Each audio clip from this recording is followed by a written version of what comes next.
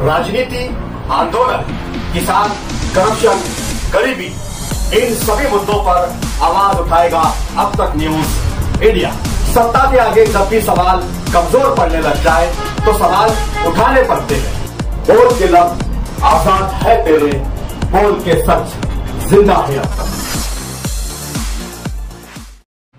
नाजरीन, स्वागत है आप सभी का अब तक न्यूज इंडिया पर। मैं जाबिर शाह।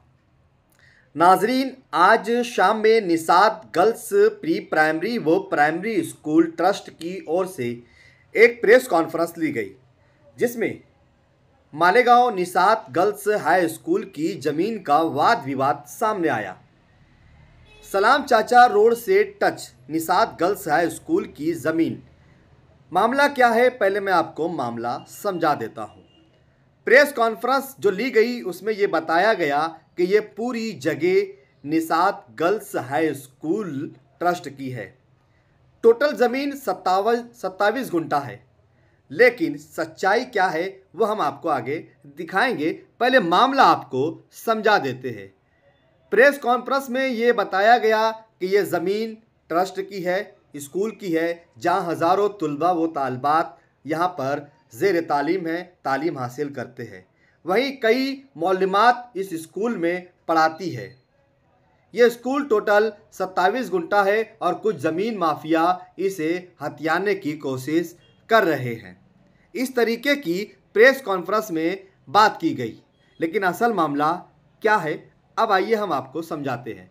क्योंकि असल मामला समझाने की वजह भी यही है कि शाम में निसात गर्ल्स हाई स्कूल ट्रस्ट की ओर से प्रेस कॉन्फ्रेंस ली जाती है और ज़मीन माफियाओं पर इल्ज़ाम लगाया जाता है कि ये ज़मीन हथिया रहे हैं, लेकिन सच्चाई कुछ और ही निकली। और फिर उसी गर्ल्स हाई स्कूल ट्रस्ट को फिर दोबारा मीडिया के सामने आना पड़ा और शर्मिंदगी से ये कहना पड़ा कि आपस का वाद विवाद था, मिट गया। लेकिन वाद विवाद क्या था ये हम आपको पूरा समझाना चाहेंगे। कानूनी तौर पर हम किसी भी तोंडी बात पर यहाँ यकीन नहीं रखते। हम कागज़ के साथ आप तक वो जानकारी पहुँचाना चाहेंगे। अब तक न्यूज़ इंडिया हमेशा से ही खोजी पत्रकारिता करता है और सच निकाल कर बाहर लाता है।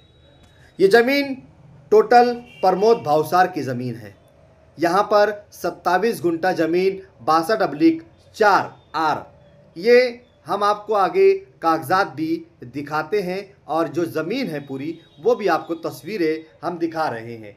ये तस्वीरें निसात गर्ल्स हाई स्कूल के ग्राउंड की है। उसी ग्राउंड में आपको दिखाई दे रहा होगा कि कुछ कामकाज यहाँ पर दूसरे प्रकार का चल रहा है। जैसे ही ये कामकाज चलना शुरू हुआ, जिसने प्रमोद भावसार से XYZ किसी ने भी ज़मीन खरीदी होगी या प्रमोद भावसार ने XYZ किसी को भी अपनी 62/4 की 4 गुंठा ज़मीन बेच दी होगी। उन्होंने ताबा लेने के बाद अपना कामकाज करना शुरू किया। तभी मैनेजमेंट की आंख खुली कि ये क्या हो रहा है और मैनेजमेंट ने तुरंत उस पर एक्शन लेना शुरू कर दिया। प्रेस कॉन्फ्रेंस बुला ली, सारा मामला मीडिया के सामने खोल कर रख दिया, लेकिन सच्चाई कुछ और ही निकली। 62/4 जो ज़मीन है, 27 गुंठा ज़मीन में से 23 गुंठा ज़मीन निसात गर्ल्स हाई स्कूल ट्रस्ट की है और 4 गुंठा ज़मीन प्रमोद भावसार की है, जो 2012 या 13 से इसकी कानूनी लड़ाई चल रही थी। कानूनी लड़ाई के चलते बहुत सारे डॉक्यूमेंट्स हमारे हाथ लगे, जिसमें अलग अलग प्रकार के जो स्टेटमेंट और जो डॉक्यूमेंट्स हैं वो हम आपकी स्क्रीन पर दिखा रहे हैं और आगे निसात गर्ल्स हाई स्कूल के चेयरमैन ने इस पर अपनी क्या राय रखी वो भी आपको सुनाएंगे। इसमें आप देख सकते हैं कि जैसे ही प्रमोद भावसार जो ज़मीन मालक है, इसने जब अपनी फरियाद दर्ज करवाई तो स्कूल इंतज़ामिया ने इसके खिलाफ एक्शन लेना शुरू कर दिया। तलाटी से इसको प्रमोद भावसार को ये ज़मीन 4 गुंठे ज़मीन इनकी है, ये बात की तस्दीक कर दी गई। स्कूल मैनेजमेंट ने तुरंत ही कार्रवाई करते हुए इसे प्रांत अधिकारी के पास दाखिल कर दिया। प्रांत कार्यालय में भी स्कूल मैनेजमेंट को मुक्की खानी पड़ी, कुछ भी हाथ नहीं आया और वहाँ पर भी उन्हें हार ही मिली और प्रमोद भावसार को वहाँ भी जीत का शेरा मिला है। उसके बाद स्कूल मैनेजमेंट यही नहीं रुका, स्कूल मैनेजमेंट ने इस मामले को उठाकर कोर्ट में डाल दिया और कोर्ट की ऑर्डर भी हम आपकी स्क्रीन पर दिखा रहे हैं।